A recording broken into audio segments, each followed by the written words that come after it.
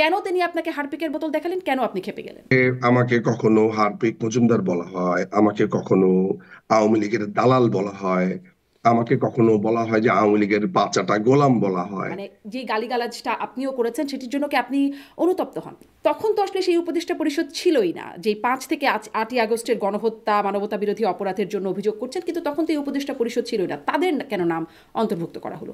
Quite sure we both are capable enough to understand this simple article of the Constitution. There is no provision called interim government.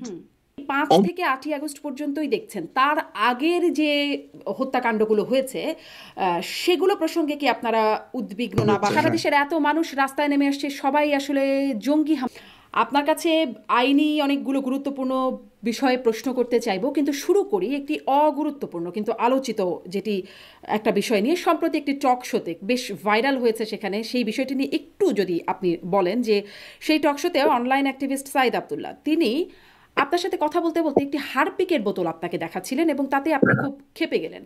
একটু বলবেন এই প্রসঙ্গটিতে? আমি দেখছিলাম যে বাংলাদেশি গণমাধ্যমে সাইদ আব্দুল্লাহ বলছেন এই প্রসঙ্গে, কেন তিনি দেখাচ্ছেন এই প্রসঙ্গে বলছেন, কিন্তু আপনার কাছ থেকে একটু শুনতে চাই যে এই বিষয়টি নিয়ে আপনার কি ব্যাখ্যা, কেন তিনি আপনাকে হারপিকের বোতল দেখালেন, কেন আপনি ক্ষেপে গেলেন? আচ্ছা। তার আগে অনেক ধন্যবাদ শারমিন আপু আপনাকে। আর এর আগে বললেন আমার প্রফেশনাল টাইটেলটা হচ্ছে ব্যারিস্টার অ্যান্ড সলিসিটর। জি। তাহলে এটা হচ্ছে একটা পারফেক্ট টাইটেলটা হবে। আর সেকেন্ড যে ব্যাপারটা বলছেন যে সেদিনে যে টকশোটা হয়েছে সেটা হলো, আপনারা জানেন যে অনলাইনে আমরা যারা পলিটিক্যাল আলোচনা করি, পলিটিক্যাল আলাপ করি, আমাদের মানে ক্যারেক্টার অ্যাসাসিনেশন করবার জন্য কিংবা ব্যক্তিগত জীবনকে একেবারে খুঁড়ে একেবারে শেষ করে দেওয়ার একটা আকাঙ্ক্ষা প্রতিপক্ষের সবসময় থাকে। এর একটা বড় কারণ হচ্ছে যে যখন আপনার সাথে আলাপটা হচ্ছে যুক্তিতে, ধীতে, আপনার সাথে আলাপ হচ্ছে আহ তর্কে, এবং সেই জায়গাতে যখন আমাদের ব্যর্থতা প্রবলভাবে পরিলক্ষিত হয়, তখন আমরা ব্যক্তিগতভাবে ব্যক্তিগতভাবে আক্রমণ করবার চেষ্টা করি অনলাইনে। মানে আমি জানি না যে আপনি আমাকে কতদিন চেনেন বা লাস্ট কোন টকশোটা থেকে চেনেন বা কিসে থেকে চেনেন, বাট আমি যেটা বলতে পারি যে একটা দীর্ঘ সময় আমার অনলাইনে উপস্থিতি আছে। আমাকে নিয়ে, আমার ব্যক্তিগত জীবন নিয়ে ব্যাপক লেভেলের বিতর্ক আছে, আলোচনা আছে। এটা থাকতে পারে, কিন্তু আমি ব্যক্তিগতভাবে আমার জীবনে এইসব বিষয় নিয়ে কোনোদিন কথা বলিনি, কথা বলতে আসেনি। তো একটা দীর্ঘ সময় ধরে ধরা যাক যে আমাকে ট্রল করা হয় নানান ভাবে। হুম হুম। আহ যে মানে যেটা মূলত আসলে বলা হয় যে উনি হারপিক খেয়ে আত্মহত্যা করতে গেছেন, হারপিক হারপিক খেয়েছেন। তো আমি খুবই সচেতন ভাবে প্রথম প্রথম আমি এই পুরো ব্যাপারটাকে একটা জোক হিসেবে নিতাম। প্রথম প্রথম ভাবে আমি ব্যাপারটাকে যেভাবে নিতাম সেটি হচ্ছে যে ধরা যাক যে আমার পলিটিক্যাল যেই চিন্তাগুলো আছে, আইডিওলজি আছে, এইটাকে একেবারে খেলো করে ফেলবার জন্য ওগুলো বলা হচ্ছে, ফলে আমি ইগনোর করতাম। অবভিয়াসলি এটা তো খুবই বোঝারই বিষয় যে একজন সচেতন মানুষ তিনি হারপিক খেয়ে কেন আত্মহত্যা করতে যাবেন, এটা তো খুবই একটা মানে নর্মাল প্রশ্ন আসলে। হোয়াট এভার ইট ইজ, যখন একটা এই ধরনের একটা গুজব প্রচলিত থাকে, এই ধরনের একটা আলাপ আপনার বিভিন্ন জায়গাতে বলা থাকে, এবং কোনো একজন মানুষ যদি একটা টকশোর মধ্যে সেই গুজবকে প্রতিষ্ঠা করবার জন্য আপনার একেবারে রীতিমতো সে তার হারপিকের বোতল নিয়ে সেখানে এসে হাজির হয়, সেই জায়গাটা তর্ক থাকে না, সেই জায়গাটা আর সভ্য সমাজের জন্য থাকে না। এখন ধরা যাক যে আপনাকে কোনো একটা বিষয়ে প্রতিদিন ট্রল করা হয়, সেটার সত্যতা, সত্য মিথ্যা এসব নিয়ে আপনি কখনোই বদার ছিলেন না, আপনি কখনো এগুলো নিয়ে আলাপও করেননি। কিন্তু একটা একাডেমিক আলোচনার সময় যখন সেই বিষয়গুলো নিয়ে আসবে, সে আবর্জনাকে, আপনি রিয়াক্ট করেন বা রিয়াক্ট করতে পারেন। অনেকের ক্ষেত্রে হয়তো বা অনেকে আপনার জায়গাতে থাকলে আপনি কিভাবে রিয়াক্ট করতেন আমি জানি না, হয়তো বা ডিফারেন্টলি করতেন। আমার জায়গা থেকে আমি অসম্ভব রকমের বিরক্ত হয়েছি, বিকজ ওই দিন, এক্সকিউজ মি, ওই দিন আমি একটা লম্বা সময় ট্রাভেল করেছি লন্ডন থেকে, সেই দিল্লি পর্যন্ত এসেছি, প্রায় 14 থেকে 15 ঘন্টা ট্রাভেল। আমি আপনার হোটেল রুমে আমার ব্যাগটাও ঠিক মতো রাখতে পারিনি, জাস্ট একটু হাত মুখ ধুয়ে আমি আপনার প্রোগ্রামতে এসেছি, এবং শুধুমাত্র সঞ্চালককে কথা দিয়েছি সেটার জন্য। ফলে আমি যথেষ্ট টায়ার্ড ছিলাম, বিরক্ত ছিলাম। এই ধরনের একটা আচরণ, বালখিল্য আচরণ, অসভ্য আচরণটাকে আমি আসলে নিতে পারিনি। এই মানে হচ্ছে আপনি ব্যাপার। টায়ার্ড ছিলেন নিশ্চয়ই, সেই বিষয়গুলো মানে মানুষের মনস্তত্ত্বে এইসব ক্লান্তির ছাপ পড়েই, কিন্তু আপনি কি মনে করেন যে আপনি টায়ার্ড না থাকলে এরকম রিয়াকশন দিতেন না? মানে যে গালিগালাজটা আপনিও করেছেন সেটির জন্য কি আপনি অনুতপ্ত হন বা মনে করেন যেটি আসলে ঠিক হয়নি? না না না, আপনি আপনি এই এই জায়গার আপনার প্রশ্নটাতে আমার মনে হয় যে একটু আম, আমার আমি দ্বিমত আছে। সেটা হচ্ছে যে আমি যে গালিটা দিয়েছি, সেই গালিটা কিন্তু আমি শুরুতে দিইনি, হুম। অসভ্যতার পরে দিয়েছি। ফলে কেউ আমার সাথে যখন অসভ্যতা করে, সেইটা রিটালিয়েশনে আসলে আমি কেন অনুতপ্ত হব আমি জানি না। আমি খুবই প্রাউড, কারণ আমার কাছে মনে হয় যে একটা মানুষের আদলে ওই পশুটি সেখানে বসেছিল। কারণ ধরা যাক আমি আপনার সাথে তর্কের খাতিরে, ধরা যাক আমরা দুইজনই এগ্রি করলাম যে কোনো একজন মানুষ আত্মহত্যার চেষ্টা করেছে, ধরা যাক। আপনি একটা প্রোগ্রামে এসে, ধরা যাক যদি ব্যাপারটা সত্যিও হয়, হুম। আপনি একটা, ধরা যাক আপনার জীবনের একটা খুবই সেটব্যাকস আছে, আপনি আত্মহত্যা করার চেষ্টা করেছেন, আপনার পলিটিক্যাল লাইফে এসে আমি আপনাকে সেটা ট্রিগার করবার চেষ্টা করব? মানে আপনি যদি ওইভাবেও দেখেন। হুম। ফলে এই ধরনের মানুষকে আসলে ট্রিটমেন্টের জন্য আমার কাছে মনে হয় ভাষা একটা গুরুত্বপূর্ণ। হ্যাঁ, এটা স্ট্রং ভাষা। এটা ওয়েলকাম করবার মতো। অন্য একটা সময় আমি আর আপনি, আমরা দুজনই কি এই ধরনের ভাষাকে কি একসেপ্ট করতে পারি? নো, আমি আপনার সাথে একমত, পারি না। কিন্তু ওই মোমেন্টে আমার কাছে মনে হয় ঠিক ছিল। এখন এই যে মানে আপনি বলছেন দীর্ঘ সময় ধরে আপনাকে ট্রল করা হয়, মানে আপনি তো এই ট্রলের সাথেও একরকম ইউজ টু হয়ে গেছেন, মানে একটা নামও আমিও, আপনি বলছিলেন যে আপনাকে আমি আসলে কতদিন ধরে চিনি, বিভিন্ন সময় অনলাইনে এই একটা নাম আপনার সাথে একটা ট্যাগ নাম এই হারপিকের সাথেই যুক্ত করে হারপিক মজুমদার এরকম একটা নামের ট্রলও করা হয়। আপনি কি এটা নিয়ে মানে এটি নিয়ে আপনার অবস্থান সেই জায়গাটি পরিষ্কার করবার চেষ্টা করেছেন? মানে এই এই জায়গাটি নিয়ে, মানে জি, জি, এই যে ব্যাপারগুলো মানে নিয়ে মানে আপনাকে এইভাবে এই নামে সম্বোধন করা হচ্ছে, হারপিক মজুমদার। সেই নামটি আমাকে বলা হচ্ছে বারবার, বারবার আমাকে বলা হচ্ছে। আমাকে আমাকে আমাকে কখনো হার্পিক মজুমদার বলা হয়, আমাকে কখনো আওয়ামী লীগের দালাল বলা হয়, আমাকে কখনো বলা হয় যে আওয়ামী লীগের পাচাটা গোলাম বলা হয়, আমাকে কখনো আপনার সন্ত্রাসী বলা হয়, আমাকে বলা হয় আমি ইনস্টিগেট করেছি হত্যা, আমাকে কখনো বিভিন্ন ভাবে, আমার অসংখ্য নাম আছে অনলাইনে। হ্যাঁ, তো আপনার কি মনে হয় আপনি যখন একটা লক্ষ্যে থাকবেন, অর্থাৎ একটা পলিটিক্যাল একটা লক্ষ্যের দিকে আগাবেন, আপনি কি কখনো মানে একজন পলিটিশিয়ান বা একজন বক্তা, তিনি কি আসলে এই জায়গাগুলোকে ফোকাস করেন? এগুলোকে আমি ইগনোর করেছি আমাদের দেশের পলিটিক্যাল কালচারের একটা অংশ হিসেবে। জি। ফলে আমার কাছে কখনোই মনে হয়নি। ইয়েস, রিসেন্টলি আমি এটার জবাব ফেসবুক লিখেছি, জি। কারণ দেখেছি যে জিনিসটা এস্টাবলিশ হয়ে গেছে। ফলে হুম। আমার আমার কাছে এবার মনে হয়েছে যে এই বিষয়টা আমার কাছে মনে হয় বলা প্রয়োজন, আমি বলেছি। জি। ব্যারিস্টার নিঝুম মজুমদার, এবার একটু আসি আপনারা মানে সিলেটের সাবেক মেয়রের যে অভিযোগটি আন্তর্জাতিক অপরাধ ট্রাইব্যুনালে আপনারা তুলেছেন, ডক্টর ইউনূস সহ ৬২ জনের বিরুদ্ধে অভিযোগ দায়ের করেছেন। প্রথমেই একটু শুনতে চাইব যে এই ডক্টর ইউনূস সহ যেই উপদেষ্টা পরিষদে সবার নামে অভিযোগ করছেন আপনারা, তখন তো আসলে সেই উপদেষ্টা পরিষদ ছিলই না, যেই ৫ থেকে ৮ই আগস্টের গণহত্যা মানবতা বিরোধী অপরাধের জন্য অভিযোগ করছেন, কিন্তু তখন তো এই উপদেষ্টা পরিষদ ছিলই না, তাদের কেন নাম অন্তর্ভুক্ত করা হলো? আচ্ছা, আম, নামের আহ, উম, নাম কেন অন্তর্ভুক্ত করা হয়েছে তার আগে আমার কাছে মনে হয় অপরাধটা বা অভিযোগটা, সেটা নিয়ে মনে হয় আমাদের একটু কথা বললে আপনি নামের ব্যাপারগুলো বা কার্যকারণগুলো বলবেন। দেখেন, যিনি এই অভিযোগটার বিবাদী যিনি আছেন, যিনি অভিযোগ করেছেন, সিলেটের বর্তমান মেয়র আনোয়ারুজ্জামান চৌধুরী, তিনি মনে করেন যে বাংলাদেশে ৩ ধরনের অপরাধ সংঘটিত হয়েছে। সেটি হচ্ছে গণহত্যা, সরি ২ ধরনের, আসলে যেই ৪ ধরনের বিচার রোম স্ট্যাটিউট সংবিধান অনুযায়ী করতে পারে সেখানকার থেকে দুটি অপরাধ সংঘটিত হয়েছে, মানবতা বিরোধী অপরাধ এবং গণহত্যা। এবং এই গণহত্যার ক্ষেত্র বলতে গিয়ে তিনি ৩টি গোষ্ঠীকে সেখানে নিরূপিত করেছেন। একটি হচ্ছে পলিটিক্যাল গ্রুপকে সমূলে ধ্বংস করা, সেখানে হত্যা করা, দেশ থেকে বাধ্য করা ইত্যাদি। এবং সেই একই ক্রাইটেরিয়া গুলো যায় হচ্ছে বাংলাদেশে যারা ইসলাম ছাড়া, মুসলিম ছাড়া ভিন্ন ধর্মাবলম্বী আছে, হিন্দু, খ্রিস্টান, বুদ্ধিস্ট, এরকম আরো যারা আছে তারা। আর আরেকটি হলো বাংলাদেশের যারা আইন শৃঙ্খলা বাহিনী, বিশেষ করে পুলিশ বাহিনী, তাদের উপরে যেই নিপীড়ন গণহত্যা হয়েছে সেগুলো। তো এই অপরাধের কথা বলতে গিয়ে তিনি সেটা দীর্ঘ ব্যাখ্যা দিয়েছেন, তিনি নিজে যেভাবে সাফারার সেই সাফারিংস এর বর্ণনা দিয়েছেন। এবং আম, আমরা যারা এই ড্রাফটিং এর সাথে, আমি যেহেতু ব্যক্তিগতভাবে জড়িত ছিলাম, ফলে আইনি যা যা বিষয় আছে, সাবমিশন আছে, কেন আন্তর্জাতিক অপরাধ ট্রাইব্যুনাল এটি গ্রহণ করবে, করা উচিত, তাদের অ্যাডমিসিবিলিটি ক্রাইটেরিয়া কি, এবং তারা কেন বাধ্য, আমরা যে আসলে একটা সিগনেটরি কান্ট্রি, এবং কোন কোন ক্ষেত্রে আইসিসি আসলে বিচারগুলো করে, এবং বাংলাদেশে এই যে অপরাধগুলো হয়েছে বলে উনি মনে করেন, এটা বাংলাদেশে কেন হবে না, এটা তিনি কেন মনে করেন, এই ব্যাপারগুলো আমরা ব্যাখ্যা করেছি। এবং সেই কারণেই আমরা আইসিসি কে শত উদ্যোগী হয়ে প্রসিকিউটরের অফিসকে আমরা বলেছি যে এটার অভিযোগের তদন্ত করবার জন্য। আনোয়ারুজ্জামান চৌধুরী মনে করেন যে যাদের নাম সেখানে এসছে, তাদের নাম আসলে 8 তারিখ থেকে তাদের নাম সেখানে না।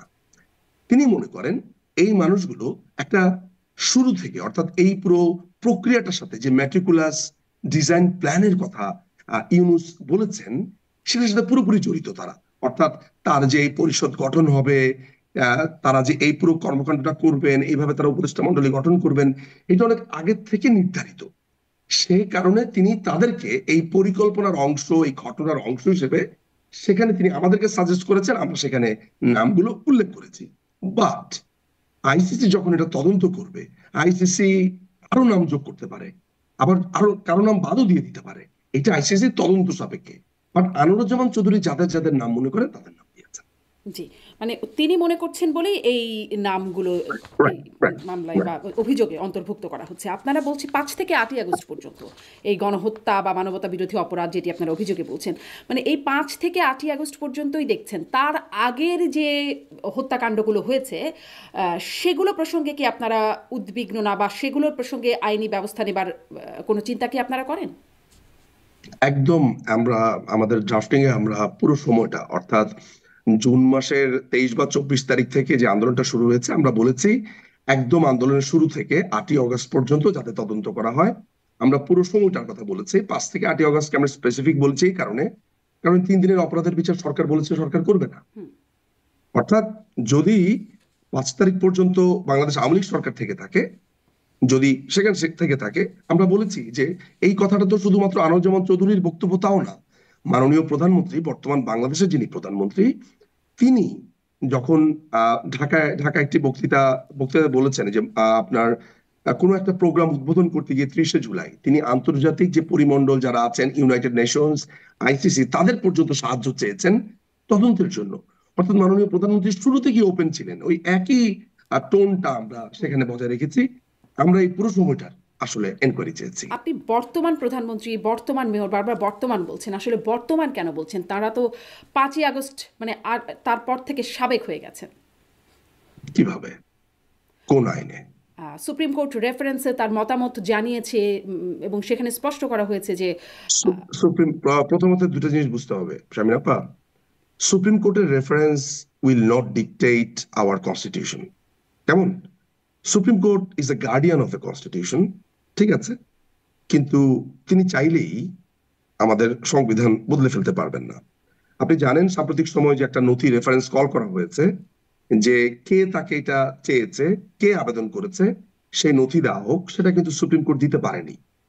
আর আরেকটা ব্যাপার হচ্ছে যে এই সুপ্রিম কোর্টের প্রসঙ্গে আমি আসছি আপনার সাথে, তার আগে এটা রাষ্ট্রপতির বলে নেই, রেফারেন্সে সুপ্রিম কোর্ট এই মতামত জানাচ্ছেন। সেই নথি কোথায়? জি, সেই রাষ্ট্রপতি যে এটার জন্য বলেছেন, সেই নথিপত্র সেগুলো কোথায়? আর করা যেতে পারে, মেয়ে হতে পারে, এগুলো তো কোনো বাধ্যবাধকতা না। হ্যাঁ, করা যেতে আপনাকে পারে ওয়ার্ডিং গুলো করেছেন, খেয়াল মানে রাখতে হবে। করা যেহেতু যেতে পারে আবার আরেকটা কথা আমি নিষিদ্ধ তো আপনাকে না, বলে যেহেতু রাখি, করা যেতে যদিও পারে মানে পারমিটেড, মানে যেটি করা হয়েছে করা যেতে যদি পারে। আমি যদি আপনার এই যুক্তিও ধরি, আমি যদি আপনার এই সুপ্রিম কোর্টের রেফারেন্সও ধরি, আপনি হয়তোবা জেনে থাকবেন যে আমাদের সংবিধানের 57 অনুচ্ছেদ বলে পরবর্তী প্রধানমন্ত্রী হওয়ার আগ পর্যন্ত বর্তমান প্রধানমন্ত্রী থাকবেন। আইনটাই এমন, আইনটাই এমন। যদি ধরা যাক আপনার সাথে আমি তাল মিলিয়ে যদি এটা বলি যে সুপ্রিম কোর্টের রেফারেন্স আমি মেনে নিচ্ছি, তাহলেও এখন তিনি প্রধানমন্ত্রী, পরবর্তী প্রধানমন্ত্রী নির্বাচিত হওয়ার আগ পর্যন্ত ইন্টারিম গভর্নমেন্ট বলে কিছুই না, এটা অবৈধ।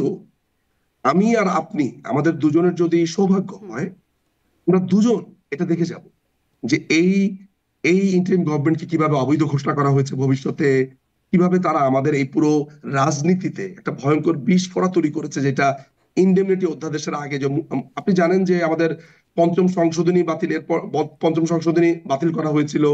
মোশতাক, আপনার জিয়াউর রহমান এবং সায়েম, তাদের পুরো শাসনামলকে অবৈধ ঘোষণা করা হয়েছে মুন সিনেমা হলের একটা মামলার প্রেক্ষিতে বহু বছর পর। ফলে এটা একটা মানে এখানে তর্কের কোনো জায়গাই নাই যে নিশ্চয়ই ব্যারিস্টার এটা একটা নিঝুম অবৈধ মজুমদার, সরকার। আপনার মানে আইনজীবী হিসেবে হয়তো আইনের মারপ্যাঁচ এই বিষয়ে হয়তো ভবিষ্যতে কখনো কোনোভাবে আইনের মারপ্যাঁচে কি প্রমাণ হবে সেটি আমরা এখনই বলতে পারছি না, কিন্তু যদি ডিফ্যাক্টো আমরা কাউন্ট করি যে ডিফ্যাক্টো হেড তো এখন ডক্টর মোহাম্মদ ইউনূস এবং ডিফ্যাক্টো উপদেষ্টা পরিষদরা তারা এখন রাষ্ট্র ডিফ্যাক্টো পরিচালনা বলতে করছেন। আমাকে আরেকটু এক্সপ্লেইন যদি করেন, ডিফ্যাক্টো বলতে আপনি কি বোঝাচ্ছেন মানে এখানে? তারাই তো রাষ্ট্র পরিচালনা করছেন নাকি? প্রধানমন্ত্রী, সাবেক যিনি প্রধানমন্ত্রী তিনি তো আপনি ভারতে এই আছেন। কথাটা বলতে পারেন হ্যাঁ, শারমিন হ্যাঁ। আপা, আপনি বলতে পারেন, আমি অ্যাপ্রিসিয়েট করব যদি আপনি বলেন যে জোর করে করছে, এটাই তো সত্য। জোর করে ডিফ্যাক্টো জোর করে করছে, আমি আপনার সাথে একমত হব। কিন্তু আচ্ছা, এটা মানে আচ্ছা, দেখেন, আমি আচ্ছা, যদি আওয়ামী লীগ আমিও সমর্থন যদি করি তর্কের করে খাতিরে না বলি, শারমিন যদি আপা, হ্যাঁ, আমি আওয়ামী লীগ সমর্থন করি বা অন্য কেউ বিএনপি সমর্থন করে, কেউ জামাত সমর্থন করে, আসলে এখানে এই জায়গাটা তর্কের না, আইনে। আমি আর আপনি দুজনই যদি আইনের বইটা হাতে নেই, I am quite sure we both are capable enough to understand the simple article of the constitution. There is no provision called interim government. অন্তর্বর্তীকালীন সরকার যদি ফিরেও আসে ত্রয়োদশ সংশোধনী আপনার পুনর্বহালের মাধ্যমে, তারপরেও ইন্টারিম গভর্নমেন্ট বলে কিছু নেই। অন্তর্বর্তীকালীন সরকারটা আলাদা জিনিস, ইন্টারিম গভর্নমেন্ট আলাদা জিনিস, ওই প্রভিশনটাই নেই। জি। তাহলে এটা একটা দখলদার দখলদার শক্তি বলতে পারেন আপনি। তাহলে আমি আপনার সাথে একমত, ইয়েস। মানে আচ্ছা, দখলদার বিপ্লবের মাধ্যমে তো আসলে উচ্ছেদই করা হয়েছে, জোরই তো করা হয়েছে, একটা একরকম জোর করেই তো মানে তাকে কোনটা বিপ্লব হয়েছে? এই যে জুলাই আগস্ট, এটাকে আপনি কি বলবেন? এটা একটা জঙ্গি হামলা হয়েছে। জুলাই আগস্টে একটা জঙ্গি হামলা হয়েছে। সারা দেশের এত মানুষ জুলাই আগস্ট বাংলাদেশে একটা জঙ্গি হামলা হয়েছে, সারা হ্যাঁ। দেশের এত মানুষ রাস্তায় নেমে আসছে, সবাই আসলে জঙ্গি হামলা। সারা দেশের কত মানুষ এসেছে? আপনার কাছে কোনো ধরনের ডাটা আছে? আমরা যেটি এই গণমাধ্যমে 20 দেখেছি, কোটি আপনি যদি মানুষের মধ্যে প্লেন ভিউ, আপনি একদম খোলা চোখে যা দেখতে পাচ্ছেন আমি প্লেন ভিউ গণভবন। দেখবো না তো। আমি কোনোদিনই প্লেন ভিউ দেখবো না। আমি একজন লয়ার, আমার কাজই হচ্ছে খুবই ক্রিটিক্যালি হ্যাঁ, দেখা। নিশ্চয়ই আপনি আপনি। প্লেন ভিউ দেখতে পারেন, আমি হ্যাঁ, দেখবো না। কিন্তু আপনি আমি খুবই ক্রিটিক্যালি দেখি। কিন্তু আপনাকে তো প্লেন ভিউটা দেখতেই হবে, ক্রিটিক্যালি দেখবার জন্য খালি চোখে আগে দেখতে আমি হবে, তারপর আপনি সেটি ক্রিটিক্যাল প্লেন বিশ্লেষণ প্লেন করতে ভিউর পারেন। মধ্যে কোনো গণভবনে, প্রশ্ন নেই। প্লেন গণভবনের ভিউ সামনে যেভাবে আমরা সাধারণ মানুষকে আসতে দেখলাম, ঝাঁপিয়ে পড়তে দেখলাম, বা বিপ্লবের সেই মুহূর্তগুলোতে বা অভ্যুত্থান, বিপ্লব, আন্দোলন যাই বলি না কেন, সেই সময় যেভাবে রাস্তায় মানুষকে নামতে দেখলাম, তারা কারা? তারা সবাই কি আসলে জঙ্গি? আমি তো অনেক চোরকে দেখলাম সেখানে, আমি তো কোনো বিপ্লবীকে দেখলাম না। গণভবনের কথাতে গণভবনে আমি ডাকাত এবং চোরকে দেখলাম, আমি তো কোনো বিপ্লবীকে দেখলাম না। কোনো বিপ্লবী কি মুরগি চুরি করে? কোনো বিপ্লবী কি ছাগল চুরি করে? কোনো বিপ্লবী কি জায়নামাজ ঘড়ি চুরি করে? আপনি যদি বলেন যে হ্যাঁ বিপ্লবীরা চোর, আমি আপনার সাথে একমত হব, বলবো যে ঠিক আছে বিপ্লব হয়েছে।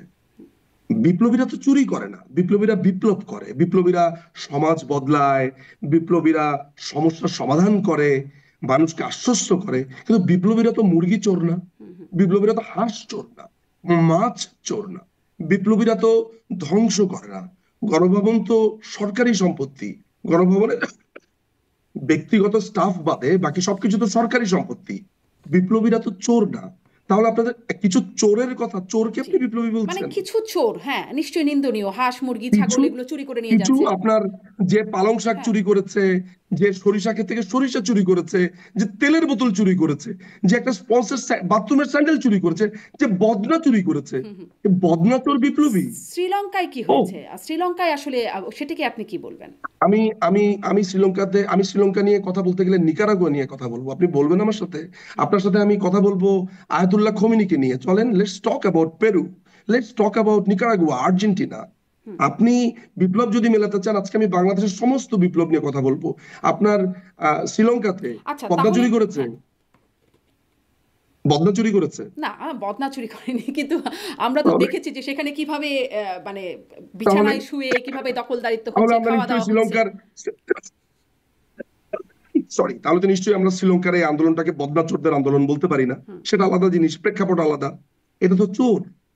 বদনা চোরদের আন্দোলনটা তো আর হতে পারে না। নিশ্চয়ই এটা হ্যাঁ, এটা একটা দৃষ্টিকটু এবং খুবই নিন্দনীয় একটা বিষয়, যে জিনিসগুলো কয়েকটি বিষয় ঘটেছে, কিন্তু এইটা তো গুটি কয়েক মানুষ, কিন্তু গণভবনের সামনে যে বিশাল ঢল দেখা যাচ্ছে, মানে নিশ্চয়ই কয়েকজন বদনাচোর আর মুরগি চোরের গণভবনে হামলা করলো আর এই কারণে প্রধানমন্ত্রী পালিয়ে গেলেন এমনটি না।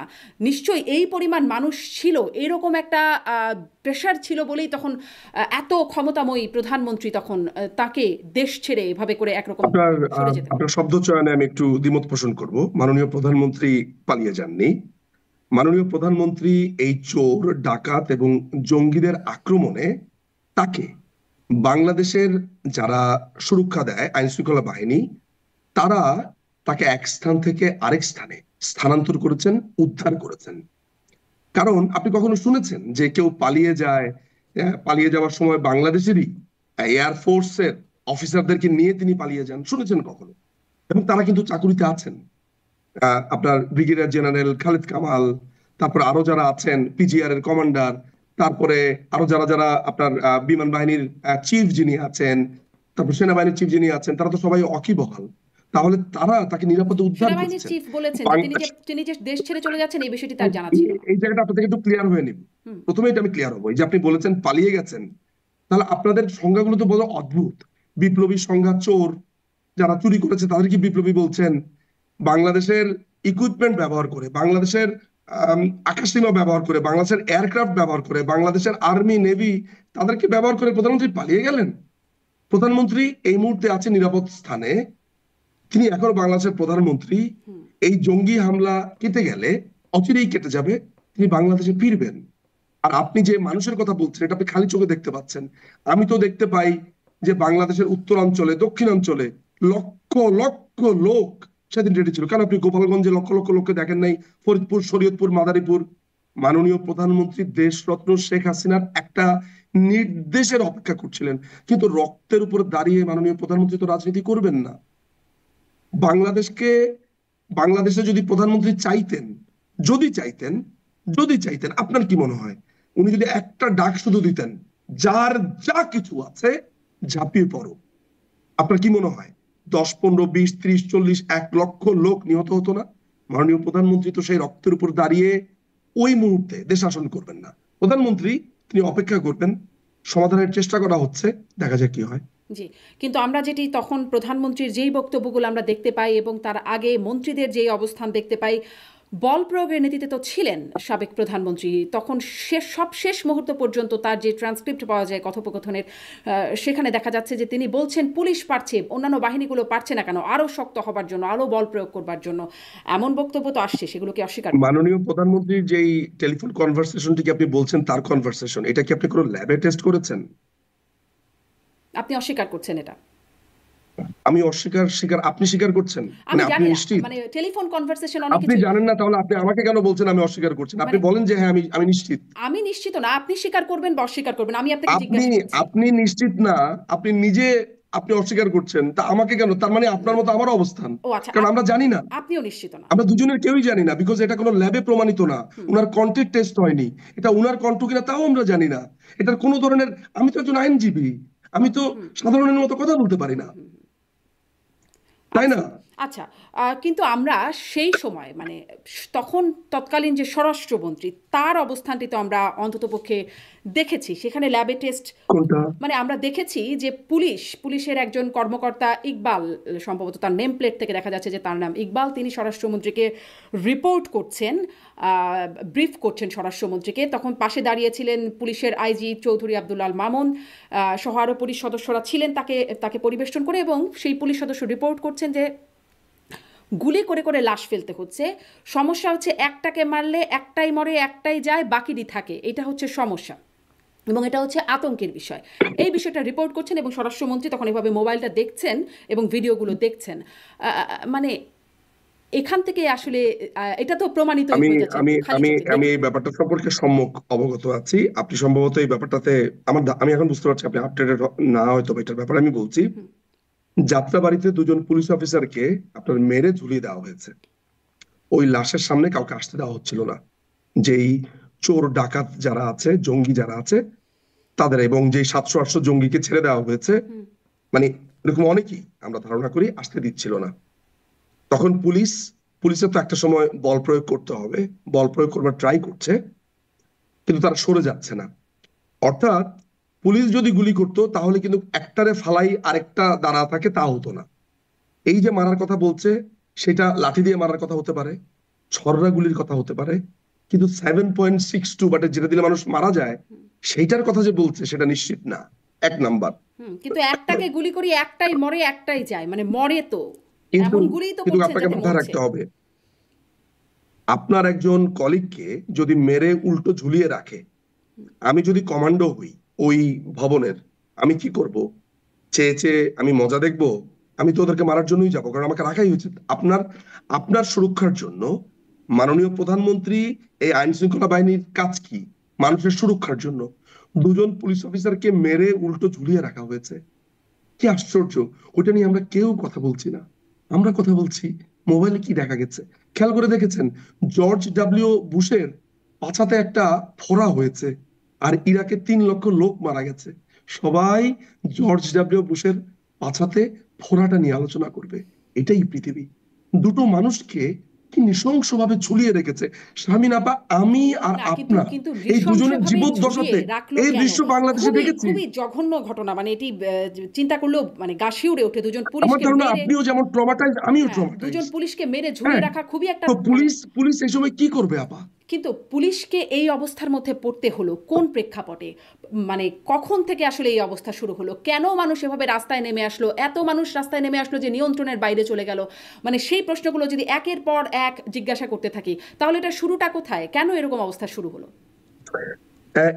এটার শুরুটা তো অনেক গভীরে। আপনি নিশ্চয়ই এখন আমি আসলে আলোচনার মধ্যে শুরুতেই বলার কথা ছিল, আপনি নিশ্চয়ই জানেন যে দুটো ইন্টারভিউতে তো আমরা, আমি ক্ষমা চেয়ে নিচ্ছি আমার এই কাশির জন্য, It's okay. দর্শকদের কাছে, আপনার কাছেও।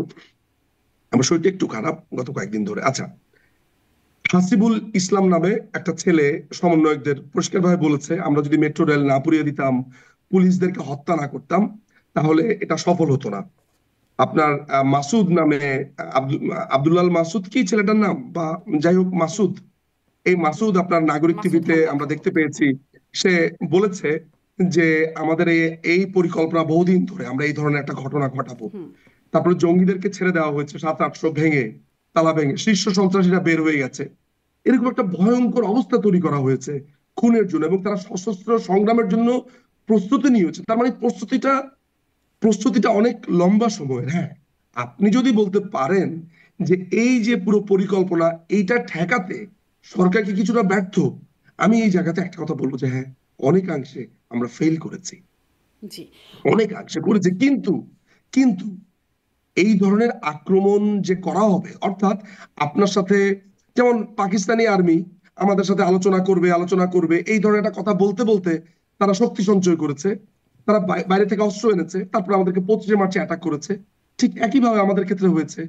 বাংলাদেশের সরকার অর্থাৎ মাননীয় প্রধানমন্ত্রী সরকার তো মানুষকে ভালোবাসে, তিনি জনতার নেত্রী। তিনি তো এই কোমলমতিদের, যারা কোমলমতি ছিল, তাদেরকে খুন করবে, হত্যা করবে, এটা তো তার রাজনীতি না। হত্যা রাজনীতি করেছে যারা 7.62 পিস্তল এনেছে, স্নাইপার এনেছে। শুভ আফ্রিদি নামে একটা ছেলে পরিষ্কার ভাবে বলেছে আমি মেরেছি।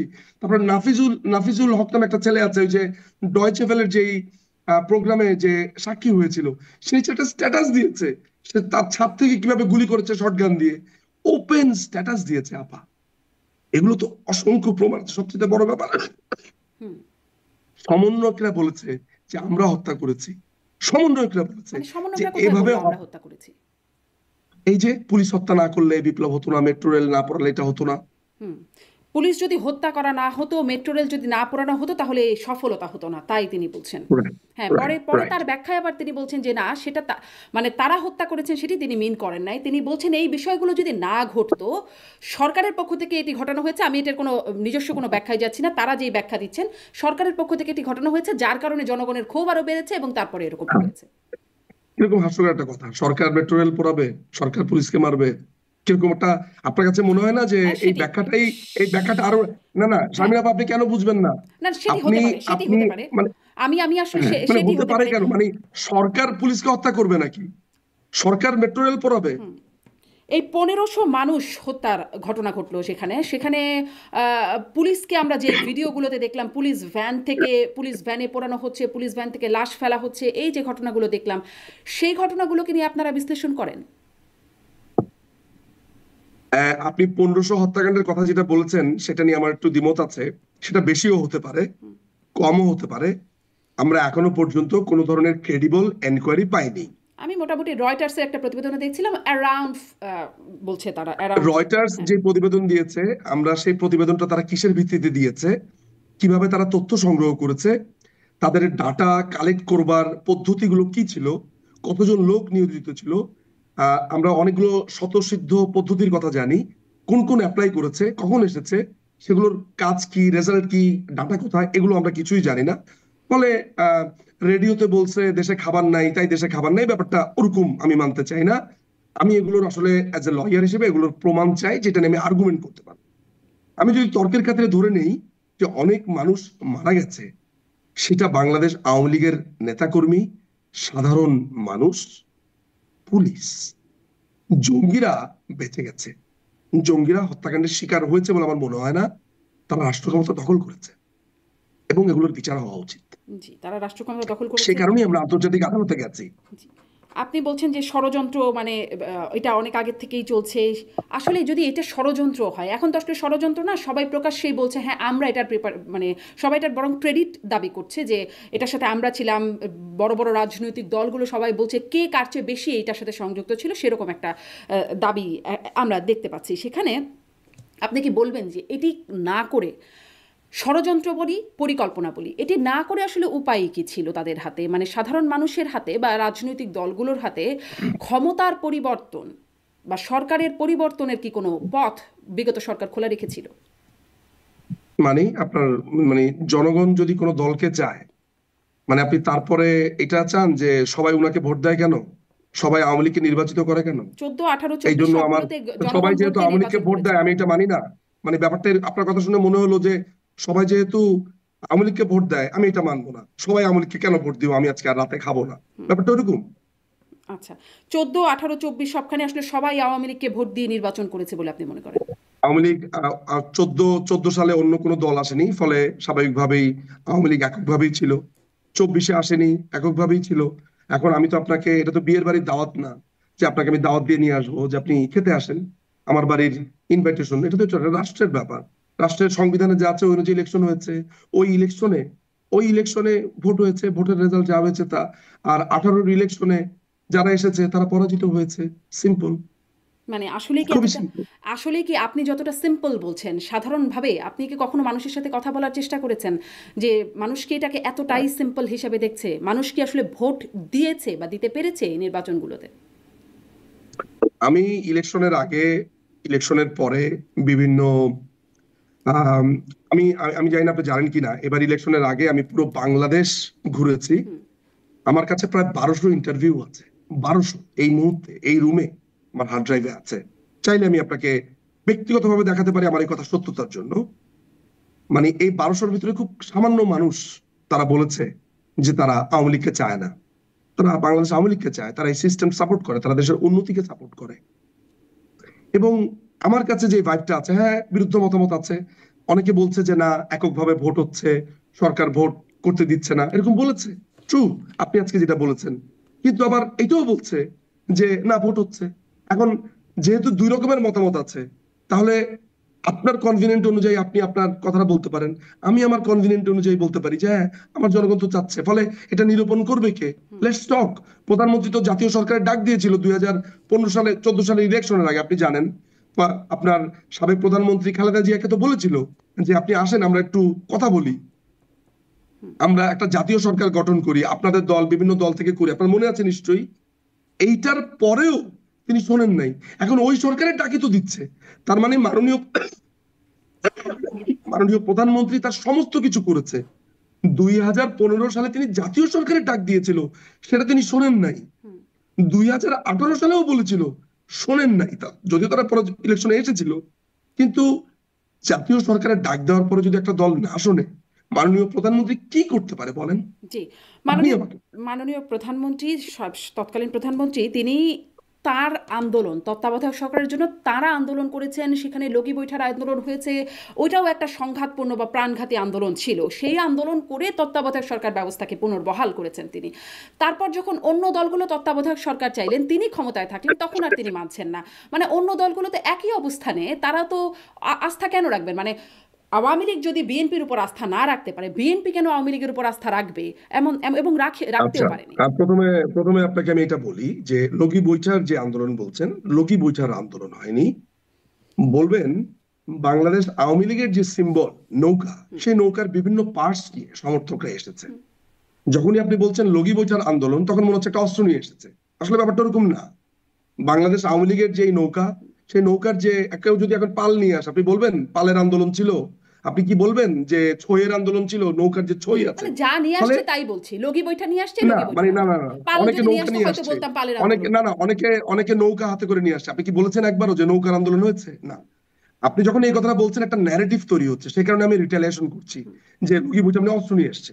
আচ্ছা, তত্ত্বাবধায়ক সরকারের যেটাকে করছে, সেটা হচ্ছে এই তত্ত্বাবধায়ক সিস্টেমটা ছিল বাংলাদেশের ইতিহাসে একমাত্র তত্ত্বাবধায়ক সরকারের কাছে ক্ষমতা হস্তান্তর করেছে মাননীয় প্রধানমন্ত্রী শেখ হাসিনা তার সরকার, খুবই শান্তিপূর্ণভাবে 2001 সালে।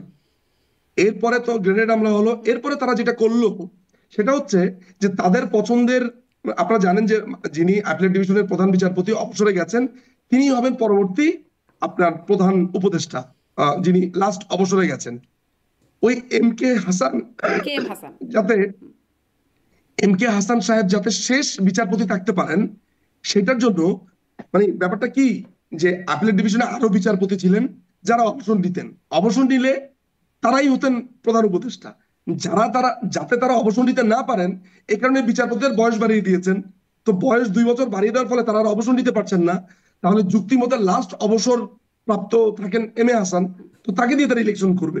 এই যে মাথার মধ্যে এত শিয়ালের টাইপ বুদ্ধি, ওই তো এত ওই ওই ওই ক্রূর ওই বুদ্ধি। তো নিঝুম মজুমদার, আপনি বলছিলেন না সাংবিধানিকভাবে হয়েছে, আইনিভাবে হয়েছে। আইনিভাবে ঠিক রাখার জন্য তারা কোনটা এরকম শিয়ালের কোনটা বুদ্ধি কোনটা অ্যাপ্লাই আইনি ভাবে করছেন। হয়েছে? মানে কোনটা আইনি মানে ভাবে আপনি হয়েছে? একটু আগে বলছিলেন না যে সাংবিধানিকভাবে এখনো প্রধানমন্ত্রী তিনি, সংবিধান অনুযায়ী এইসব কিছু হুম। টেকে না, যা চলছে সেটি জোর জবরদস্তি তখন। সাংবিধানিক ভাবে শুধু হ্যাঁ, না, লিগালি, হ্যাঁ, একেবারে একদম লিগালি। আর লিগালি। ওইটা ওইটার হ্যাঁ, মানে সেই লিগালিটি রাখবার জন্যই তখন আপনি যেটি বলছেন শিয়ালের বুদ্ধি, এই শিয়ালের বুদ্ধি খাটিয়ে লিগালিটি রাখবার চেষ্টা করেছেন তখনকার সরকার। ওটা কোনো লিগালিটি ছিল না তো। ওটা শুধুমাত্র অ্যাপিলেট ডিভিশনের ক্ষেত্রে করেছে, যে প্রজ্ঞাপনের কোনো রাইট ছিল না তাদের। ওই জায়গাতে তারা কোনো হাত দিতে পারবে না, তো এটা তো অবৈধভাবে হয়েছে। পরবর্তী সময়ে পরবর্তী সময়ে এটা যে একটা অবৈধ কাজ হয়েছে, এটা আবার সাংবিধানিক ভাবে আবার আদালতই বলেছে।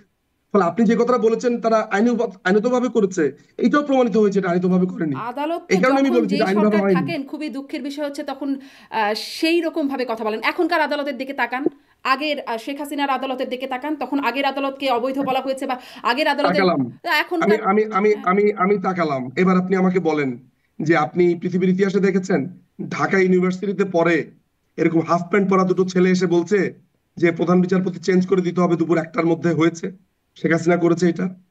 আপনি আমাকে বলেন যে মাননীয় প্রধানমন্ত্রীর সময় হয়েছে? না না, এরকমটা তো হয় আপনাকে নাই। আবার বলছে, আবার আবার আবার বলছে আপা যে রেফাত আহমেদকে প্রধান বিচারপতি করতে হবে। আপনি ভাবতে পারেন এখনো নাক টিপ দিলে দুধ বের হবে?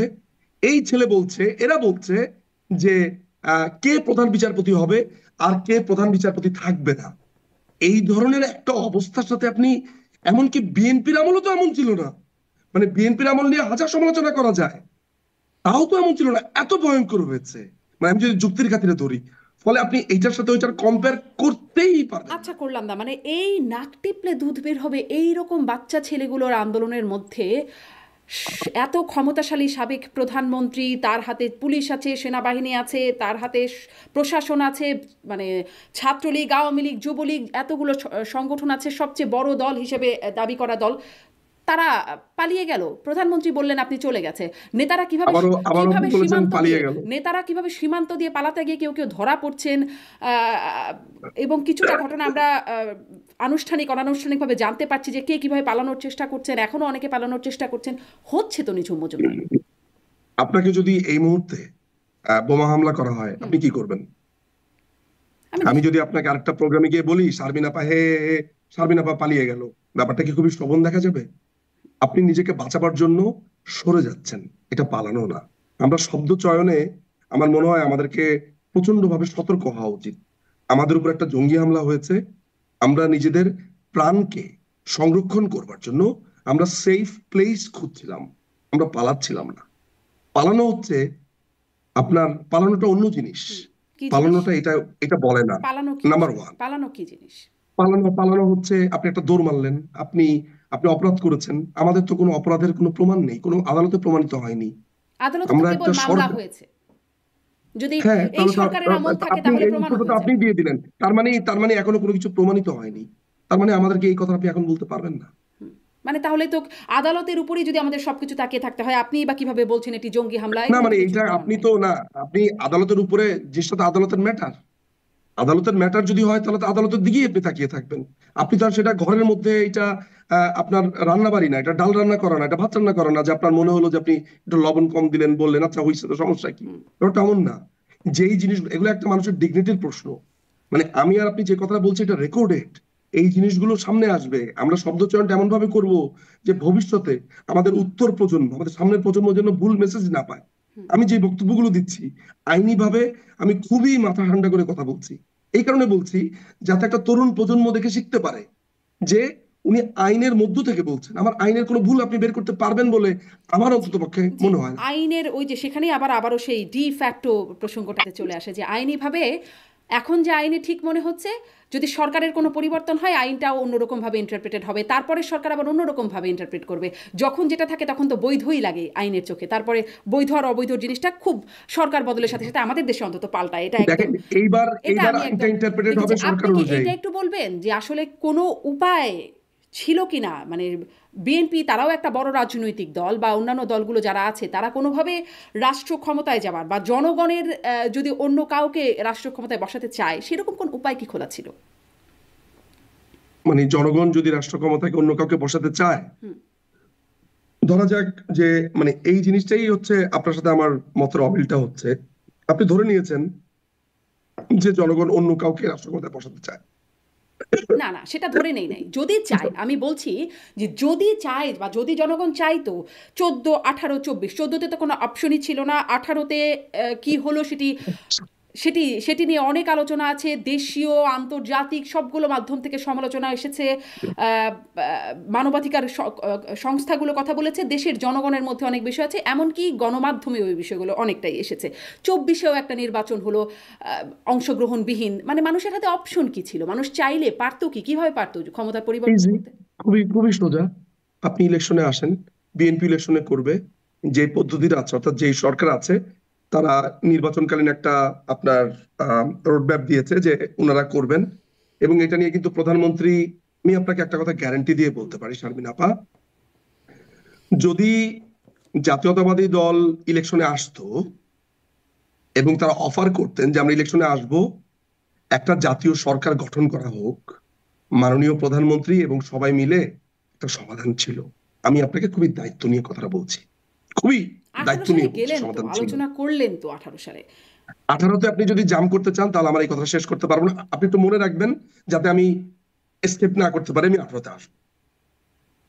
2024 সালে এটার সমাধান ছিল যে আসতো, আসার পরে আপনারা দেখতেন ইলেকশনটা কেমন হয়। নির্বাচন কমিশন ছিল, এরপর আপনারা দেখতেন। 2018 সালের ইলেকশন হয়েছে, হুম। অনেকে বলছে রাতে ইলেকশন হয়েছে। আপনি দেখেছেন রাতে ইলেকশন হয়েছে? আপনাদের তো একজন সাংবাদিক বলেছেন, নবনীতা চৌধুরী, আমার মনে আছে, তিনি কোথাও দেখেননি, আমিও দেখিনি। আমি আমি সে সময় ঢাকাতে ছিলাম, অ্যাটলিস্ট আমার এলাকাতে আমি 8টা কেন্দ্রে গেছি, কখনো হয়তো দেখিনি রাতে তো হয়েছে বলেই দেখেননি। স্বতঃস্ফূর্ত ভাবে মানুষ ভোট দিয়েছে। জি, মানে হয়তো রাতে হয়ে গেছে বলেই দেখেননি। তাহলে তো আপনার এরকম ইলেকশন হলে যে কেউ বলতে পারে যেটা রাতে হয়ে গেছে, দুপুরে হয়ে গেছে। দাবি তো সবাই করতে পারে, যে কেউ, যেমন ট্রাম্পের ইলেকশনে গতবার 2020-এ দাবি করেছিল সুষ্ঠু হয়নি। সুষ্ঠু অসুষ্ঠু যে কেউ দাবি করতে পারে আপা, কিন্তু দাবি করলেই তো সেটা সত্যি হয়ে যায় না। মানে সুতরাং সুযোগ ছিল, আপনি ইলেকশনে আসেন, আসার পরে আপনি জিতলে মানুষ আপনাকে ভোট দেবে, শেষ, সিম্পল। এই যে আপনি বলছেন উপায়ের কথা, এটি তো উপায়। হুম, এই যে 18 কথা মনে করতে বলছিলেন, 18তে যা দেখলাম, যে 18তে যা হয়েছে, বিএনপি তো এসেছিল তখন, মানে সেই হ্যাঁ, নির্বাচনে কি হলো? 7টি মাত্র আসন কি পেল, এটা কি মানুষের কাছে বিশ্বাসযোগ্য হয়? কেন এর আগে তো আওয়ামী লীগ মাত্র 30টা আসন পেয়েছে, এটা বিশ্বাসযোগ্য ছিল? 41% ভোট পাওয়ার পরে আওয়ামী লীগ 30টা আসন পায়, এটা বিশ্বাসযোগ্য ছিল? 30টা আসন আর 7টা 2001 আসন। সালে আওয়ামী লীগ 41% ভোট পেয়েছে, বিএনপি ভোট পেয়েছে 42। আমি আমার ডাটাতে এদিক সেদিক ভুল হতে পারে, কিন্তু সব মানে খুবই কাছাকাছি, ইজ এ ফ্র্যাকশন। আপনার কি মনে হয় যে 1,23,00,000 ভোটার ছিল, এটা আপনার কাছে সত্যি মনে হয় যে এটা সত্যি হয়েছে, ঠিক ইলেকশন হয়েছে? না, আপনার কাছে মনে না, হয়? আমাদের দেশের সবগুলো নির্বাচন নিয়ে অভিযোগ আছে। স্থূল কারচুপি, সূক্ষ্ম কারচুপি, কারচুপিবিহীন কোনো নির্বাচন আমাদের দেশে হয় নাই। অতএব কোনো সেই কারচুপির শিকার হয়েছে আওয়ামী লীগ, কখনো বিএনপি। কিন্তু 18তে যেটা হলো, মাত্র 7টা আসন পেল বিএনপি। এটি কি করে, মানে এটি আসলে কি করে হয়? এবং তখন যেটি মাত্র নির্বাচন কমিশনের, 30টা আসন পেল হ্যাঁ, বিএনপি, এটা কি করে হয়? মাত্র 30টা আসন পেয়েছে আওয়ামী লীগ, 30টা আসন।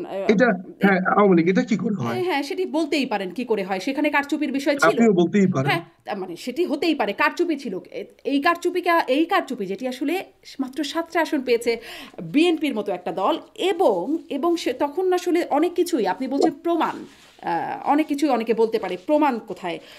কিছু বিষয় তো অন্তত, সব কিছু যদি নাও আসে, কিছু বিষয় তো প্রমাণ হলোই। নির্বাচন কমিশনের ওয়েবসাইটে যেই প্রকাশিত ফলাফল, সেখানে কয়েকটি ক্ষেত্রে তো একদম চাক্ষুষ দেখা যাচ্ছে। 197টি কেন্দ্রে শতভাগ ভোট পড়েছে, হাজারোটা কেন্দ্রে, মানে হাজারো কেন্দ্রে 95 থেকে 99% ভোট পড়েছে।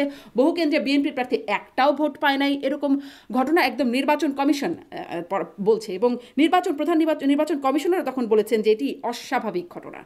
কোনো ব্যবস্থা তো কেউ নেয় নাই। বাংলাদেশের বিভিন্ন ইলেকশনে, আমি আমি আপনি যে কথাটা বলছেন এটা আমিও শুনেছি।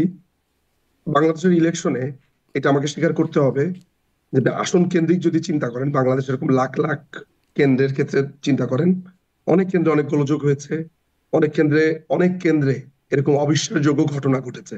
আমি একদম আপনার সাথে পুরোপুরি একমত। কিন্তু আপনি বিচ্ছিন্ন কিছু কেন্দ্রের ঘটনা দিয়ে পুরো ইলেকশনকে বিবেচনা করবেন, এটা আমার কাছে মনে হয় একটু ডিসপ্রপোর্শনেট। আমার কাছে মনে হচ্ছে, কনসিডারিং আই এম কনফেসিং দিস, হয়েছে, শুনেছি, যদিও আমি দেখিনি, আমি যেভাবে প্রমাণটা চাই, বাট আমি আপনি অনেক সময় নির্বাচন তর্কের ক্ষেত্রে কমিশনের আমি ধরে ওয়েবসাইটে নিচ্ছি। গেলে দেখতে পেতেন। না, না, আমি কিন্তু আপনার হ্যাঁ। এই তথ্যটা আমি জানি, এরকম হয়েছে, আলাপ হয়েছে। সেই সব জায়গাগুলোতে তদন্ত কমিটি হয়েছে, কেন হয়েছে সেসব নিয়ে আলাপ হয়েছে। আমি স্বীকার করি এগুলো সেটব্যাকস। একটা সরকারের সবকিছু ভালো থাকবে, নির্বাচন কমিশনের সবকিছু ভালো থাকবে, তা তো না। কিন্তু এই কয়েকটা ঘটনা দিয়ে আপনি পুরো একটা দেশের নির্বাচন কিন্তু প্রশ্নবিদ্ধ করতে পারেন না আসলে। মানে ডিসপ্রপোর্শনেট, প্রশ্নবিদ্ধ করতে পারেন। আমরা প্রশ্ন করব, বিদ্ধ করব, প্রশ্নের পর প্রশ্ন করব, সমালোচনা করব, একদম ভ্যালিড। কিন্তু আমার দ্বিমতও আছে। আমি অন্তত পক্ষে এটা নিতে রাজি না যে এইটার ফলে পুরা ইলেকশন খারিজ হয়ে গেছে। I don't agree with that. তো তাহলে মানে কেন আপনারা আসলে কি মনে করেন, কেন বিএনপি নির্বাচনে যেত না, মানে যাচ্ছিল না? বিএনপির যদি স্বাভাবিকভাবে একটা স্বাভাবিক প্রক্রিয়ায় মনে করতে পারে বা আস্থা রাখার মতো অবস্থা থাকে, তাহলে বিএনপি বা অন্যান্য এতগুলো রাজনৈতিক দল কেন গেল না নির্বাচনে? বিএনপি কেন গেল না, এইটা আসলে একদম অ্যাকুরেট অ্যান্সার করতে পারবে বিএনপি, সত্যি কথা। আমি যা তারা তো বলতে পারবো স্পষ্ট সেটা হচ্ছে করে আমার যে এই অনুমান। নির্বাচনকে তারা মানে না, যেভাবে কারচুপি হয়েছে তাদের, মানে তাদের অভিজ্ঞতাগুলো তারা বলতে থাকে। হ্যাঁ, মানে উনারা তো এটা মনে করবেন, উনারা মনে করেন যে যেহেতু দলীয় সরকারের অধীনে ইলেকশন হয়েছে, এখানে এক ধরনের কনফ্লিক্ট অফ ইন্টারেস্ট থাকবে, এখানে সরকার তার পক্ষেই ফলাফল আনার চেষ্টা করবে, এই ধরনের একটা ভাবনা তো থাকবেই। কিন্তু দেখেন আপা, ব্রিটেনে, মানে আমি মূলত যেই দেশে থাকি, ইংল্যান্ডে বা আমেরিকাতে, আমি আমি জানি না আপনি কোথায় আছেন, কানাডা বা আমেরিকাতে, তো এইসব জায়গাগুলোতে কিন্তু ওই দলীয় সরকার থাকা অবস্থাতে ইলেকশন হয়। কোথাও না কোথাও একটা ন্যাশনাল কনসেনসাস আসতে হবে। আমরা আজীবন, আপনি খেয়াল করে দেখেন, একটা অনির্বাচিত সরকার থাকলে কি হয়, আমরা কিন্তু এর আগেও দেখেছি। সবচেয়ে বড় ব্যাপার হচ্ছে যে তত্ত্বাবধায়ক সরকার যে বাতিল হয়েছে, তার সবচেয়ে বড় আর্গুমেন্ট কি ছিল কোর্টে, আপনি জানেন? বড় আর্গুমেন্ট ছিল এই সরকারটা অগণতান্ত্রিক, এটা আমাদের সংবিধানের সাথে সাংঘর্ষিক, এটা যদি একদিনের জন্য হয় সেটাও অগণতান্ত্রিক। মানে আপনি যখন ত্রয়োদশ সংশোধনীটা একটু পড়ে দেখবেন, দেখবেন এটাই হচ্ছে সবচাইতে বিগেস্ট আর্গুমেন্ট। ফলে আমাদের একটা ন্যাশনাল ঐক্যমত্য বা ইংরেজিতে যেটাকে আমরা বলি কনসেনসাস, একসাথে আসতে হবে, কিন্তু বিশ্বাস ঐক্যমত্য এবং তো হলো আস্থার না, জায়গায় আসতে ব্যারিস্টার হবে নিঝুম যে মজুমদার। আমরা আমরা নির্বাচনকে একটা আলাদা প্রতিষ্ঠানে পরিণত করব, পৃথিবী উল্টে যাক, ওইটা আলাদাভাবে অপারেট করবে। একদম, সেটি হলে তো এইটা দারুণ আমাদেরকে, হতো। সেটি যদি সম্ভব হতো তাহলে তো দারুণ হতো, কিন্তু সেই ঐক্যমত তো হয়নি আমাদের। সেটি আসতে হবে, সেটি আসতে না হবে। হবার এখন আগেই সেটি না আমি হবার নিশ্চিত আগেই এইভাবে করে তত্ত্বাবধায়ক সরকার বাদ দিয়ে যে নির্বাচনগুলো হলো, মানে যেটি প্রশ্ন করছিলাম যে আওয়ামী লীগ আস্থা রাখতে পারে নাই বিএনপির উপরে, আওয়ামী লীগ দাবি করে তত্ত্বাবধায়ক সরকার আদায় করে নিয়েছে। আহ, আমার সাথে আমার সাথে আপনার 50 বছরের শত্রুতা, হুম, আমি আপনার সাথে বন্ধুত্ব করতে চাই। কোথাও না কোথাও তো শুরু করতে হবে। শুরু করতেই গেলে যদি বলেন গত 49 বছর 363 দিন আপনি আমার সাথে এইটা করেছেন, তাহলে তো আমি আর 364 দিনে নিতে পারবো না কখনো। কোথাও না কোথাও শুরু করতে হবে। সো আমাদের মানে এই আলাপটা, এই আলোচনা হওয়া সেই উচিত। শুরুটা আওয়ামী লীগ করতে রাজি ছিল না, বিএনপি কেন রাজি ছিল, থাকবে? আওয়ামী লীগ ছিল। আওয়ামী লীগ ছিল বলেই তো ডাক দিয়েছে। আওয়ামী লীগ ছিল বলেই তো 2015 সালে বলেছে যে চলেন জাতীয় ঐক্য করি। তো আওয়ামী লীগ তো বলেন এই তত্ত্বাবধায়ক সরকার ছাড়া মাননীয়, মানে নাই, না যখন না না, আওয়ামী লীগ বিরোধী সেই দলে সময় ছিল। মাননীয় প্রধানমন্ত্রী খালেদা জিয়াকে তো অফার করেছিল, হ্যাঁ হ্যাঁ করেছিলেন, তিনি সেটা তো আমরা শোনেন দেখেছি। নাই। হ্যাঁ, শোনেন নাই তো, হ্যাঁ, তিনি তাহলে শোনেননি। তিনি কি করবেন? তিনি শোনেন নাই। তিনি তো তার তার মৃত সন্তানকে দেখতে গেছিলেন একজন মা হিসেবে, ওই ঘরেই ঢুকতে দেন নাই। জি, তিনি সেটা কি সেগুলো করবেন? নিয়ে অনেক আলোচনা আছে, সমালোচনাও আছে সেগুলো নিয়ে, সেগুলো তো আছেই, মানে সেগুলো তো আছে, কিন্তু আমি যে প্রশ্নটি করছি যেই আস্থাটা মানে আওয়ামী লীগ বিএনপির উপর রাখতে পারে নাই, যে তত্ত্বাবধায়ক সরকার ছাড়া বিএনপি যদি নির্বাচন করে সেই নির্বাচন কেমন হবে আস্থা রাখতে পারে নাই, মাগুরার নির্বাচনের একটা উদাহরণ ছিল সেই। তাই শুধু না, হ্যাঁ, গ্রেনেড মেরে কোনো একটা দলকে ধ্বংস করে দেওয়ার ইতিহাস আর কোন দল দেখিয়েছে? এই পর্যন্ত বাংলাদেশের ইতিহাসে অনেক কিছু হয়েছে, মারামারি কাটাকাটি বহুত কিছু হয়েছে। বোথ উই নো, আমাদের স্মৃতি যেটা বলে। আমি 80 দশকে বড় হয়েছি, আমি 80 দশকে বড় হয়েছি, 70s শেষ, আমি 80 দশকে বড় হয়েছি, 90টা দেখেছি পরিষ্কার ভাবে। ফলে আমি কিন্তু ভিভিড ইন মাই মাইন্ড, আমি কিন্তু জানি কি হয়েছে বাংলাদেশের রাজনীতিতে। কিন্তু একটা কথা তো আপনাকে স্বীকার করতে হবে যে 2004 সালের 21শে অগাস্ট আমাদের জীবনে আর কখনো আসেনি। এরকম একটা ঘটনার পরে আওয়ামী লীগ আস্থা করেছে। উচিত ছিল আওয়ামী লীগের কখনো এটা বিশ্বাস না করা, করেছে তো। আপনি আওয়ামী লীগকে বরঞ্চ মানে বিগ কি হ্যান্ড কি কি দিবেন, কি আস্থা ক্রেডিট রেখেছে দিবেন। 2004-এর ঘটনার পরে আওয়ামী লীগ কোথায় আস্থা রাখলো? 2004-এর পরে 2015 সালে আওয়ামী লীগ বলেছে, তারপর তত্ত্বাবধায়ক সরকারের ব্লান্ডারের পরে আওয়ামী লীগ বলেছে 2015 সালে চলেন জাতীয় ঐক্য করি, চলেন আমরা একসাথে একটা টেবিলে বসি, চলেন এটার একটা তখন মানে পরিপূর্ণ সমাধান করে তখন ফেলি। প্রধানমন্ত্রী থাকবেন শেখ হাসিনাই, সেটি আসলে হয়তো মানতে পারেননি। ওইটা কোনো আলোচনাই হয়নি। আপনি কিভাবে বললেন? উনি বলেছেন আলোচনা করার জন্য, তখন তো কোনো সিদ্ধান্ত হয়নি কে থাকবেন প্রধানমন্ত্রী। তখন উনি বলেছেন চলেন আলোচনা করি, আলোচনা না হওয়ার পরে আপনি এটা বলতে পারতেন। আলোচনা তো উনি বলেন করবেনই না, উনি তো বলেন আমি হরতালই বন্ধ করবো না। হুম, এবং এবং সেই সময়, এখনো পর্যন্ত সেই হরতাল হ্যাঁ চলছে, এবং ওই হরতাল কিন্তু বন্ধের ঘটনা এখনো হ্যাঁ সেই হয়নি। সময় সেই আন্দোলনটি মানে সেই আলোচনাটা হলো না, এবং যেহেতু আলোচনা হলো না সেহেতু কি মানে আওয়ামী লীগ এই রাইটটা পেয়ে গেল যে এখন আমি একচ্ছত্রভাবে নির্বাচন করব, তাতে কেউ আসুক বা না আসুক। যাক, আপনি অ্যাটলিস্ট এই প্রোগ্রামের এই পর্যায়ে এসে আপনি একটা জিনিস স্বীকার করলেন যে আওয়ামী লীগ প্রস্তাব দিয়েছে, হ্যাঁ হ্যাঁ, প্রস্তাব ইনিশিয়েটিভ দিয়েছে, নিয়েছে। এটা তো আমরা তাহলে দেখেছি। আওয়ামী লীগ তার সমস্ত দায়িত্ব পালন করেছে। এবার তো বল বিএনপির কোর্টে ছিল। আমরা কি তার তার কোর্টে গিয়েও বল নিয়ে আসবো? মানে সব দায়িত্ব আমাদের। বাংলাদেশের ইতিহাসের জন্মের পর থেকে, সরকারে আছে আওয়ামী লীগ। রাজাকারদের বিচার করা, কর্নেল তারের বিচার করা, জিয়া রহমান হত্যার বিচার করা, বঙ্গবন্ধু হত্যার বিচার করা, 10টা অস্ত্র মামলার বিচার করা, গ্রেনেড হামলার বিচার করা, সমস্ত কিছুর দায়িত্ব আওয়ামী লীগের। সমস্ত কিছু দায়িত্ব, ইলেকশন ঠিক করা, দেশকে না মেরামত করা, অবশ্যই অবশ্যই, মুক্তিযুদ্ধের মানে এই চেতনা ঠিক সময়, রাখা, না ওই সময় মুক্তিযুদ্ধকে আসলে, সমুন্নত রাখা, সব আওয়ামী লীগের না না দায়িত্ব। এটা তো অবশ্যই ব্যাসন জু মজুমদার সরকারে আছেন আপনারা, মানে আওয়ামী লীগ, এবং সরকারি থাকার পর সরকার তাদের মতো করে যেটিকে ঠিক মনে করছে, অন্য রাজনৈতিক দলগুলো সেটিকে যতই ভুল মনে করুক সেভাবেই নির্বাচনটি করছে, তাহলে তো তাদের উপর দায়িত্ব, যেহেতু তারা সরকারে আছে দায়িত্ব না, তো তাদের উপরে নট বর্তায়। Not necessarily, not necessarily. আমি যদি সরকারে থাকি, আপনি যদি সরকারে না থাকেন, আপনার দায়বদ্ধতা নেই সিটিজেন হিসেবে? নিশ্চয়ই। বিরোধী দল হিসেবে ইংল্যান্ডে কি হয়? লেবার পার্টি যতদিন ক্ষমতায় ছিল না, তারা শ্যাডো মিনিস্ট্রি করেছে, আপনি তো বলছেন তারা আমাদের তাদের দেশে দায়িত্ব পালন করেছে। এতদিনে সেই আস্থার সম্পর্ক তো তৈরি হয়নি, সেটি তো ঠিক। হতে হবে তো। তার মানে কি, এই যে হয়নি হয়নি এগুলো বলে আমরা এক ধরনের কেমন জানি মেনে নেই। আমরা এক ধরনের মানে ভাবি যে এটাই তো হওয়ার কথা মানে ছিল, যদি কিন্তু এটা বাস্তবতা হয় প্রশ্নে কি করে না বিদ্রুহ মানবো? করেন। আপনি বিএনপি কে এটা প্রশ্নে বিদ্রুহ করেন যে বিএনপি তুমি করনি কেন? এই প্রশ্ন আপনি আমাকে করবেন না, এই প্রশ্ন করতে হবে বিএনপি কে। বিএনপিকে আমরা এই প্রশ্ন করি, বিএনপিকে এই প্রশ্ন অনেকবারই করা হয়েছে, কিন্তু আমরা আমাদের ইনিশিয়েটিভ নিয়েছি শারমিন আপা। আমার কাছে মনে হয় আমরা আরো নিতে রাজি আছি। বিএনপির সাথে আমরা এখনো বসতে রাজি আছি, কথা বলতে রাজি আছি, আলোচনা করতে রাজি আছি। কারণ তাদেরকেও মাইনাস করার চেষ্টা চলছে এই মুহূর্তে। আমরা জানি ভবিষ্যৎ হচ্ছে আওয়ামী লীগ বিএনপি আবার একসাথে রাজনীতি করবে, আবার একসাথে হবে। সেই সম্ভাবনা আমি অন্ততপক্ষে আমার রাজনৈতিক প্রজ্ঞা দিয়ে আমি দেখতে পাচ্ছি। জি সামনে আসছে সেদিন। আমি নিশ্চিত বাংলাদেশ এই মৌলবাদ, এই জঙ্গিদেরকে রুখে দিবে। এবং বিএনপিও সেই আমল, আপনি জানেন যে তারেক রহমানের, আমি ব্যক্তিগতভাবে বলি অফ দ্য টপিকে, তারেক রহমানকে ঘিরে একদল তরুণ আছে ইংল্যান্ডে, আমি চিনি তাদেরকে, বা বাংলাদেশে, তারা মৌলবাদকে, জামাতকে, শিবিরকে মনে প্রাণে ঘৃণা করে, মনে প্রাণে ঘৃণা করে, কিন্তু রাজনৈতিক কারণে বলতে পারে না। বিএনপির একটা বিশাল একটা সেকুলার অংশ আছে যারা এই জামাত, শিবির, মৌলবাদ, হিজবুত তাহরীর এদেরকে ঘৃণা করে, টোটাল একটা পলিটিক্সের কারণে বলতে পারে না। বিএনপিকে আপনি একবারে রাইট অফ করতে পারবেন না আমার মনে হয়, কিন্তু আমার তারা ব্যক্তিগতভাবে মনে হয়। বিএনপি বলতে পারে না, কিন্তু যেটি বলতে পারে যে তারা আওয়ামী লীগকে ঘৃণা করে, এটি আবার তারা খুব বলতে পারে। না না আওয়ামী লীগ, না না আওয়ামী লীগকে ঘৃণা করে, আওয়ামী লীগকে অপছন্দ করে, অবশ্যই বলবে প্রতিপক্ষ হিসেবে, আমি বলি না, সেটা আলোচনা না। আমি যেই কথাটা পয়েন্ট করতে চাচ্ছি সেটা হচ্ছে যে বিএনপিও কিন্তু এখন ওই মৌলবাদের শিকার। ফলে ঘটনাটা যেটা দাঁড়াচ্ছে সেটা হচ্ছে যে বিএনপির জন্য এটা সুখকর না। এই যে ইলেকশন দিতে চাচ্ছে না, 4 বছর থাকতে চাচ্ছে, এই যে নতুন একটা কিংস পার্টি করে থেকে যেতে চাচ্ছে, দ্বিতীয় বিপ্লবের কথা বলছে, এগুলো তো খুবই ভয়াবহ লক্ষণ। এই যে পালনবাদ, বন্দোবস্ত, এই যে ইনকেলাব জিন্দাবাদ, আপনি কবে ইনকেলাব জিন্দাবাদের বাংলাদেশে ছিলেন আপা? এই দেশটা তো স্বাধীন হয়েছে জয় বাংলা স্লোগানে। ইনকেলাব জিন্দাবাদটা কখন শুনেছেন? বন্দোবস্ত, ইনসাফ। তাহলে আপনারা আসলে 15 হ্যাঁ, বছরে কি করলেন, এই 15-16 বছরে যে এই এই বিষয়গুলো এতটা মাথা চাড়া দিয়ে উঠলো এই সময়ের, মানে এত বড় ব্যর্থতা এটা এটা কি আওয়ামী লীগ নিবে তাহলে? আমি নিতে রাজি আছি।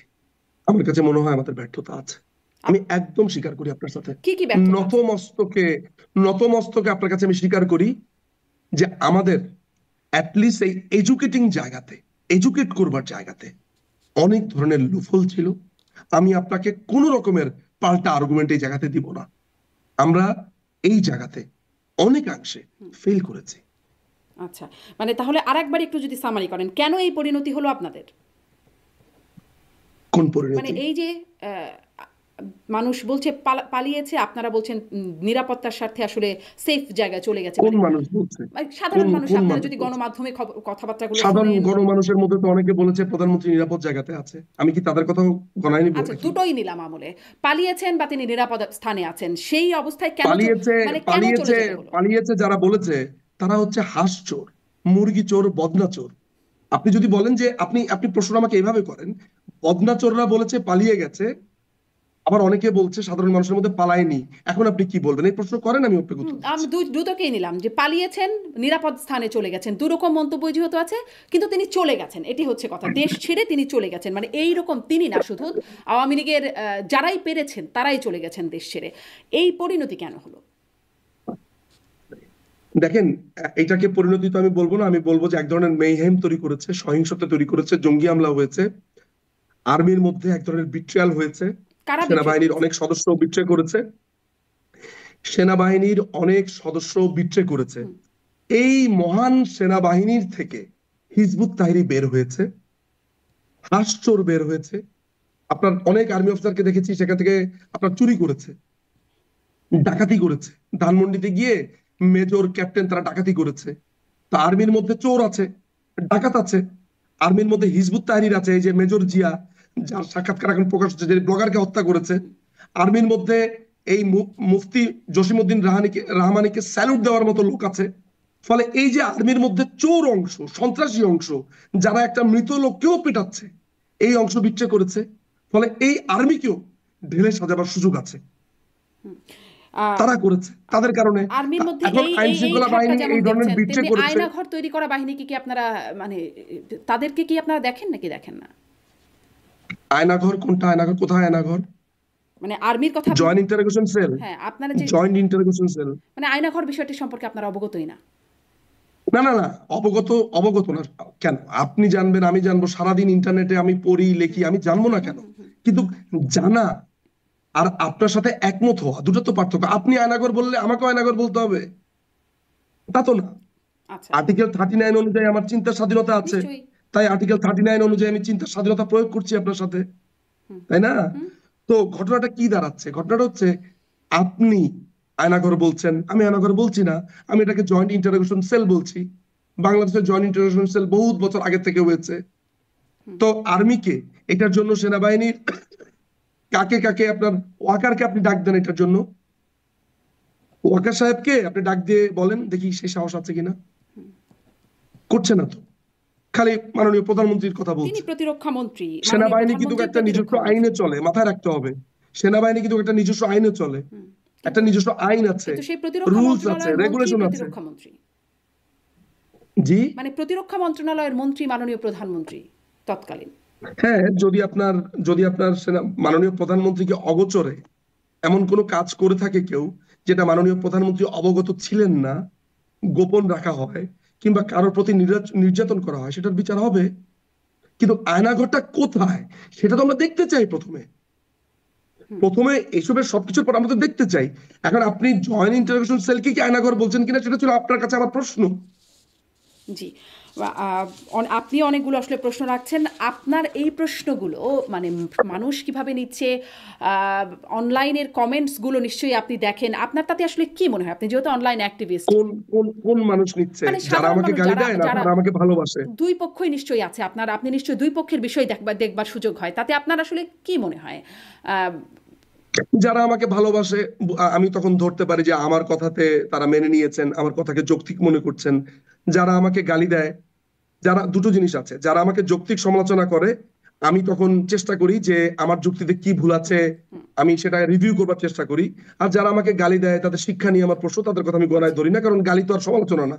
হ্যাঁ, আমার বিপক্ষে যারা বলেন আমি চিন্তা করি যে আমার কোনো যুক্তিতে ভুল আছে, তখন আমার যদি মনে হয় যুক্তিতে ভুল আছে আমি স্বীকার করি, আর যুক্তিতে ভুল না থাকলে আমি স্বীকার করি কোন না। দিকের পাল্লা ভারী, আপনাকে ভালোবাসার পাল্লা ভারী নাকি আপনাকে ঘৃণা করা বা গালি দেওয়ার পাল্লা ভারী? ভালো, আমার কাছে মনে হয় আমাকে ভালোবাসার পাল্লা ভারী।